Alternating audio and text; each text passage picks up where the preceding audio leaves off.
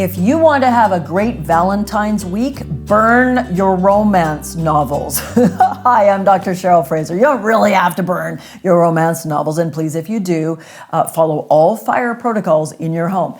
Listen, I'm here today to talk about a word that is a dirty word in some of our houses because we end up having arguments about it year after year. And the word is Valentine's or Valentine's Day. Look, here we are in February, which I actually see as a wonderful reminder to make love intentional and to utilize the crazy marketing hallmark holiday of Valentine's as an excuse or a reminder or a little prod to say, you know what can I do on or around February 14th to help my partner feel special and to reignite our relationship and to have more fun with it? So I'm Dr. Cheryl Fraser by training. I'm a clinical psychologist, a certified Gottman therapist, and a sex therapist. I've written a book called Buddhist Bedroom. I also created an online immersion 10-week-long couples program that a few of you have done, and I hope to meet some of you later this year when we offer that again. But what I do in all of my teaching and training on my podcast and absolutely on these special videos just for you, the Gottman audience, is take one of the incredible concepts that you're used to working with and maybe put a little tilt on it. And today I'm going to work with appreciations versus expectations. Oh my goodness. If you're not familiar with the beautiful Gottman technique of sharing appreciations, we'll link to an article below this that will tell you a bit more about it. But it's such a simple, elegant, amazing practice, which is make sure your partner knows you appreciate, love, and or admire them by letting them know verbally, or I love notes or lust notes or little gifties, that we just take that moment to say you're special, you matter. Sometimes I might forget to tell you.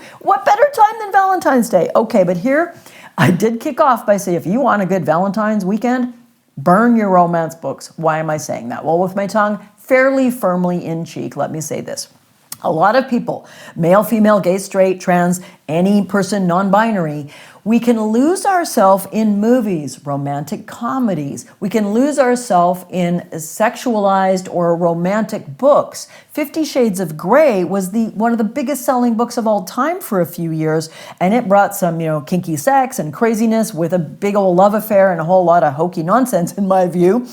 And why was it such a great big seller? Because all of us, whoever we are, again, male, female, gay, straight, we long to be deeply fulfilled in our romantic and sexual relationship. We long for crazy love in and out of bed. We often have it in the beginning of our relationship. When you fall in love, your biochemistry shifts to something that's very similar to obsessive compulsive disorder. You can't stop thinking about them. You're horny all the time. You're excited to see them. And think of how much time the majority of us spend planning special occasions, planning dates, and doing special things for our sweetheart when we started. Fast forward 5 years. Fast forward 35 years. Where are you now? What you may be doing is burying your nose in a book or watching Jennifer Aniston or Vince Vaughn in something and wishing your partner was like that. Wishing they were more romantic. Wishing they'd say those special, beautiful things that the people that wrote those special, beautiful things, they're all single. They're total nerds living in some crappy bachelor apartment. What I want us to do today is use February and use Valentine's Day as a time to reboot our real relationship with our real, perfectly imperfect partner and not utilize daydreaming and fantasy and wishing to, unfortunately, make us super miserable. Look, when we have unrealistic expectations that Prince or Princess Charming is going to sweep us off our feet, we're going to end up disappointed. I often teach this in the following way. I say, kill the soulmate and save your relationship. What do I mean by that? Well, nobody can live up to the perfect person we have in our head. And the downside to any romance or sex or whatever, novels, books, TV, whatever we may participate in, they're not bad on their own. They're only bad when we forget they're make-believe. I watched the new James Bond movie the other night. It was my hubby. It's make-believe. I don't really think he gets beaten up by all the thugs and blown up 7 times and then gets out of his sports car looking perfect and not limping. Come on. But we can enjoy the fantasy when we don't expect real life to be like that. So this Valentine's, here's what I want you to do.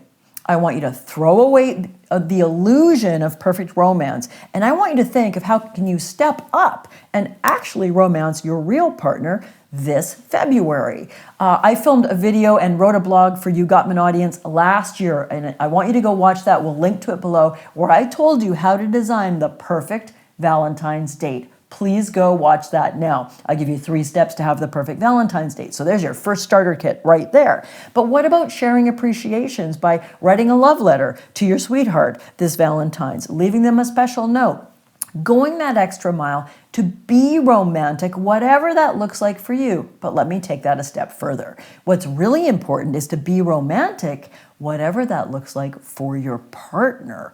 You may not really mind one way or the other if you receive a little gift or a trinket or something wrapped up, but your partner might love that. Part of love, heck, part of being a great parent is knowing what the person you love likes. If you know your kid likes pink unicorns or blue buffaloes, that's probably what you try to get for them. You'd never care about getting one yourself.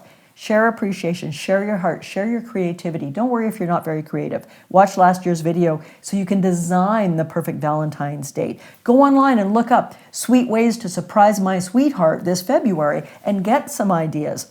Couple of practical ideas I've already given you. Write a love letter, write a love note, get something for your sweetheart they like. If you find it really difficult to buy for your sweetheart, ask their best friends or sisters or brothers or people who know them well, what do you think John, what do you think Jane, what do you think Raul would like this year as a little gift from me? What is something they're looking at? Maybe it's a fishing rod. I don't know. Maybe it's a pair of shoes. I don't know. Maybe you don't know, but we can find out by becoming curious, by asking questions, and by making love intentional. There's more information in the written blog post around this video, but here's what I really want you to remember. Romance is fun when we remember it's not real. By there I mean the fiction genre.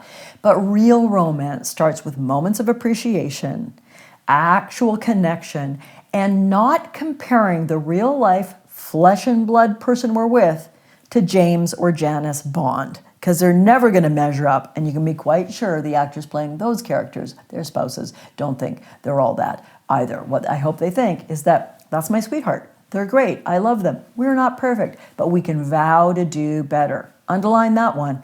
This February, make it a beautiful month to decide to vow to do better, to bring more romance, more attention, more appreciation, more fun, and yes, more lust to your romantic relationship. I'll see you in the next video and the next blog next month. But for now, happy Valentine's Day.